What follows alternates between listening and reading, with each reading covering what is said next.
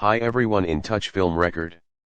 Today we will talk about a movie in which the guy got the super ability to move wherever he wants, starring famous actors Hayden Christensen, Samuel L. Jackson and Jeremy.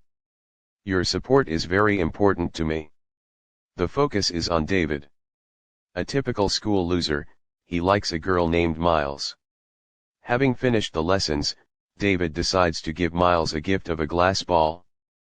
But the school bully breaks the picture and throws the ball onto a frozen lake. David decides to pick up the gift, but falls through the ice, almost drowning. David finds himself in the library and does not understand what happened. That's how it happened. One time I was near death and suddenly found myself in the ANR library.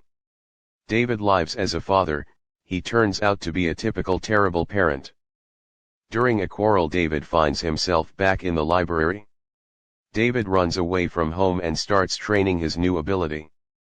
Between times, deciding to use his abilities to the maximum and not like all superheroes for the good of society, but for the good of himself, he decides to rob a bank. It takes 8 years, David grew up and became rich and confident. As a guy, he uses the ability to the maximum. Calmly picks up girls at the bar. Life continues to be a fairy tale, but not for long. One day, returning home to his apartment, he discovers a dark-skinned blonde who turns out to be a teleport hunter just like David. Roland has come to kill David, and he almost succeeds. The teleport hunters have weapons that can suppress teleportation and chase them. David manages to slip away and teleports back to his hometown. Everything is fine. Come home in one of the bars, he meets his school love, Miles. Of the guy's feelings began to play again, and they go to travel together to Rome, as always, and David dreamed for Miles of time to get acquainted with the Griffin by the same teleport, like himself. He explains to him that such as they are hunting. Are you not realizing? We can just take it and run away, build ourselves a Roman holiday. They will notice the brawl ends in failure of the paladins. David is detained by the police and they want to accuse him of murder. Tell me where the body is. I don't know anything, it's clear. I don't know how much more you can repeat. The police. The judge arrives, and it turns out to be David's mother, and in a very strange way she helps him escape.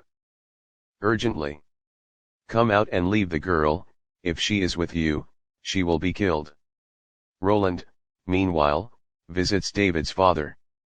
David wants to find and kill Roland before he gets to the mile.